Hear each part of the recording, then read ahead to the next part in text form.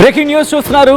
ఇజ్రాయెల్కు Pakistan big warning ఇచ్చింది. లెబనాన్పై యుద్ధం వెంటనే ఆపాలంటూ హెచ్చరికలు జారీ చేసింది. సీజ్ ఫైర్ డీల్కు కట్టుబడి ఉండాలంది పాకిస్తాన్. ఎక్స్ వేదికగా పాక్ ప్రధాని షెహబాజ్ షరీఫ్ పోస్ట్ చేశారు. ఆ పోస్ట్ను మీరు చూడడం జరుగుతోంది. ఆర్టీవీ స్క్రీన్ మీద అమాయక ప్రజల ప్రాణాలు తీయడం యుద్ధ నేరం అంటోంది పాకిస్తాన్. ఇజ్రాయెల్ ఆగడాలను ప్రపంచం చూస్తూ ఊరుకోదంటోంది. ఇస్లామిక్ దేశాలన్నీ కలిసి ఇజ్రాయెల్కు బుద్ధి చెబుతామంటోంది పాకిస్తాన్. చర్చలకు భంగం కలిగిస్తే ఇజ్రాయెల్ ఏకాకి అవుతుందంటోంది. దాడులు చేయడం, శాంతి ప్రయత్నాలను అడ్డుకోవడం అంటోంది పాకిస్తాన్. ఇజ్రాయెల్ మూల్యం చెల్లించుకోవాల్సి ఉంటుందంటోంది. తక్షణమే లెబనాన్పై దాడులు ఆపాలని షరీఫ్ డిమాండ్ చేస్తూ ఉన్నాడు. నిన్న లెబనాన్పై 100 మిజైళ్లతో ఇజ్రాయెల్ భీకర దాడికి పాల్పడింది. వందలాది మంది మృతి చెందారు. డజన్ల సంఖ్యలో ప్రజలకు తీవ్ర గాయాలయ్యాయి. గతంలోనూ ఇజ్రాయెల్కు వార్నింగ్ ఇచ్చింది పాకిస్తాన్. తాము ఖతార్ లాంటి చిన్న దేశం కాదని, అణుబాంబు ఉందన్న విషయం గుర్తుంచుకోవాలంటూ వార్నింగ్ ఇచ్చింది. కారణం మరి ముఖ్యంగా వాళ్ళ ఎంబసీ దరిదాపుల్లో దాడులు జరగడం. దానికి సంబంధించి ఒకసారి ట్వీట్ మీరు చూడడం జరుగుతుంది ఆర్టీవీ స్క్రీన్ మీద. I spoke with prime minister Nawaf Salam of Lebanon this evening. I strongly condemn Israel's ongoing aggression against Lebanon and offered condolences over the loss of thousands of precious lives in Lebanon as a result of these hostilities. I reaffirmed Pakistan's commitment to advance peace efforts, including facilitating dialogue through the upcoming Iran-US talks in Islamabad. Grateful to Prime Minister Nawaf Salam, who expressed his appreciation for Pakistan's peace efforts and underscored the need for our continued support in securing an immediate end to the attacks targeting Lebanon and its people. అంటూ కూడా కొద్దిసేపటి క్రితం పాకిస్తాన్ ప్రధాని షెహబాజ్ షరీఫ్ చేసిన ట్వీట్ని మీరు చూడొచ్చు. బహుశా ఇది కూడా అమెరికా నుంచి వచ్చిన కాపీ పేస్ట్ పోస్ట్ అయితే కాదు కదా? I'm just asking. ఎందుకంటే ఆయనంతా ఆయన రాస్తాడు అనేది biggest question mark. Pakistan PMO కూడా క్రాస్ చెక్ చేసుకోదు. ఎవరో ఇచ్చిన ఒక టెక్స్ట్ని పేస్ట్ చేసేయడం తప్ప అని ఆ భావన కలుగుతోంది మొన్న పోస్ట్ చూసిన తర్వాత. So coming back to the subject here it again. Lebanon అంశాన్ని ప్రస్తావించడం జరుగుతోంది. మీరు చూడొచ్చు ఇక్కడ సీదా టార్గెట్ చేయడం జరుగుతోంది Pakistan Benjamin Netanyahu led Israel ప్రభుత్వాన్ని. ఏమంటోంది? ఇటు లెబనాన్ ప్రధాని నవాఫ్ సలాంతో మాట్లాడాను ఈరోజు సాయంత్రం. ఖండించడం జరుగుతోంది ఇజ్రాయెల్ అగ్రెషన్ని. లెబనాన్లో ఇజ్రాయెల్ చేసిన దాడుల్ని ఖండించడం జరుగుతోంది. అండ్ అలాగే కండోలెన్సెస్ని ఆఫర్ చేయడం జరిగింది. వందలాది మంది అక్కడ మరణించారు. దాంతోపాటు పాకిస్తాన్ కమిట్మెంట్ గురించి మాట్లాడుకొచ్చారు ఆయన. మీరే మాట్లాడాలి కమిట్మెంట్ గురించి. ఇక ఏమంటోంది Pakistan? I referred Pakistan's commitment to advance peace efforts including facilitating dialogue through the upcoming Iran US talks in Islamabad. ఇంకా ఏమంటున్నాడు? Grateful to the prime minister అంటూ చెప్పుకొస్తూని మీరు చూడొచ్చు లెబనాన్ అండ్ అక్కడ జనాన్ని ఇక్కడ టార్గెట్ చేస్తూ ఉండాలని మేము అస్సలు ఒప్పుకునేదే లేదంటున్నాడు పాకిస్తాన్ ప్రధాని షెహబాజ్ షరీఫ్. మరి పాకిస్తాన్ ప్రధాని ఒక మాట గుర్తుపెట్టుకోవాలి కదా, ఇజ్రాయెల్ మీద దాడి జరిగినప్పుడు ఎక్కడికి పోయింది ఈ నోరు? అండ్ ఇరాన్ మీద దాడి జరిగినప్పుడు ఎక్కడికి పోయింది ఈ నోరు? అమెరికా దాడి చేసినప్పుడు ఎక్కడికి పోయింది ఈ నోరు? పక్కన ఉన్న భారతదేశంలో పహల్గామ్ అటాక్ పాకిస్తాన్ ఉగ్రవాదులు పాల్పడినప్పుడు ఎక్కడికి పోయింది నోరు? ఈరోజు శాంతి మంత్రం జపించడం అంటే దెయ్యాలు వేదాలు వర్లించడం లెక్క. అండ్ డీటెయిల్గా మాట్లాడుకునే ప్రయత్నం చేద్దాం. ఇదే అంశానికి సంబంధించి మరింత సమాచారం నా కొలీగ్ కళ్యాణ్ అందిస్తారు. మరి కాసేపట్లో కళ్యాణ్ కనెక్ట్ అవుతారు. ఆ డీటెయిల్ ఇన్ఫర్మేషన్ తెలుసుకునే ప్రయత్నం చేద్దాం. అండ్ ఇదే అంశానికి సంబంధించి మిగిలిన దేశాల నుంచి కూడా రియాక్షన్స్ వచ్చే అవకాశం ఉంది. లెబనాన్ దాడిని ఖండించడం జరుగుతుంది. ఆఫ్ కోర్స్ ఎవరు కూడా అక్కడ సివిలియన్స్ మీద దాడి చేస్తే సహించరు, ఒప్పుకోరు. కానీ ఇజ్రాయెల్ చెప్పుకొస్తున్న మాట ఏంటి?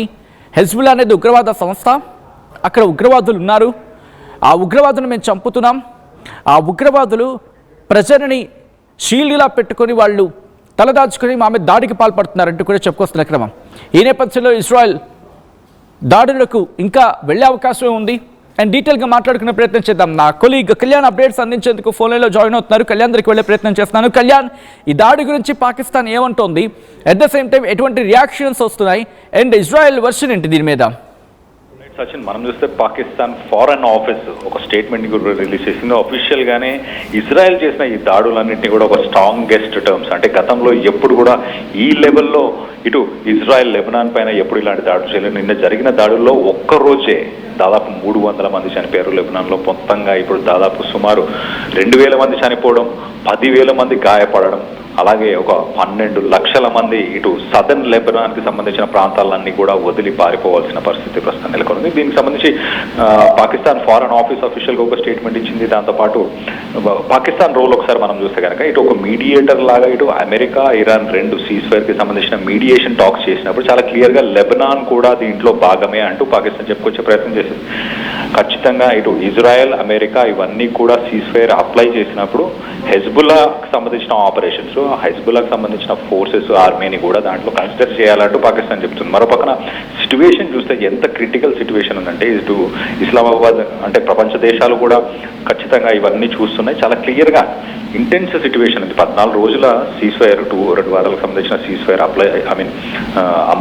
అమలులో ఉన్న సమయంలో ఇటు ఇజ్రాయెల్ చేసే దాడుల వల్ల శాంతి భద్రతలకు భంగం కలిగే అవకాశం ఉంటుంది. ఇరాన్ సీజ్ఫైర్ని ఉల్లంఘించే అవకాశం ఇటు ఇరాన్ కూడా చేసే అవకాశం ఉంటుంది. మరోపక్కన ఇటు పాకిస్తాన్ ఫారెన్ మినిస్ట్రీ ఆఫీషియల్స్ ఏమంటున్నారు, మిలిటరీ స్ట్రైక్స్ ఏవైతే జరుగుతున్నాయో అవన్నీ ఇంటర్నేషనల్ లా అలాగే ఫండమెంటల్ హ్యూమానిటేరియన్ ప్రిన్సిపల్స్ అన్నిటికీ విరుద్ధంగా, అంటే ఒక వార్ క్రైమ్స్గా కూడా వీటిని కన్సిడర్ చేయొచ్చు. యునైటెడ్ నేషన్స్లో దీనికి సంబంధించి వార్ క్రైమ్స్గా వీటిపైన వాదన కూడా జరిగే అవకాశం ఖచ్చితంగా లేకపోలేదు. మరోపక్కన సివిలియన్స్ గురించి మాట్లాడుకుంటే దాదాపు నిన్న జరిగిన దాడిలోనే 300 మంది ఒక్కరోజే చనిపోయినట్టే అర్థం చేసుకోవచ్చు. ఇటు ఇజ్రాయెల్ చేస్తున్న ఈ స్ట్రైక్స్ అన్నీ కూడా రెసిడెన్షియల్ బిల్డింగ్స్, అంటే సామాన్య ప్రజలు ఉండే బిల్డింగ్స్ పైననే ఆ బాంబులు, ఆ మిసైల్స్తో స్ట్రైక్స్ చేయడం, వందలాది లొకేషన్స్ని ఒక్కసారి టార్గెట్ చేయడం, ప్రపంచ దేశాలను కూడా ఇటు పాకిస్తాన్ అలాగే మిగతా దేశాలకు సంబంధించిన ఆఫీసెస్ కూడా ఇది అర్జెంటుగా ఇమీడియట్గా ఈ దాడులని ఆపేయాలి, నిలిపివేయాలి. ఇది ఇంకా పెద్దదిగా మారి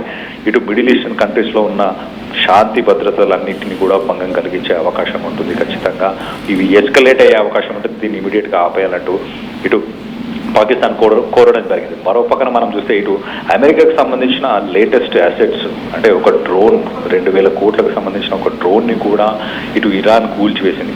ఒక పక్కన సీజ్ ఫైర్ అని ఇటు 3 దేశాలు ఒప్పుకున్నా కూడా ఇజ్రాయెల్ లెబనాన్ పైన దాడి చేస్తుంది.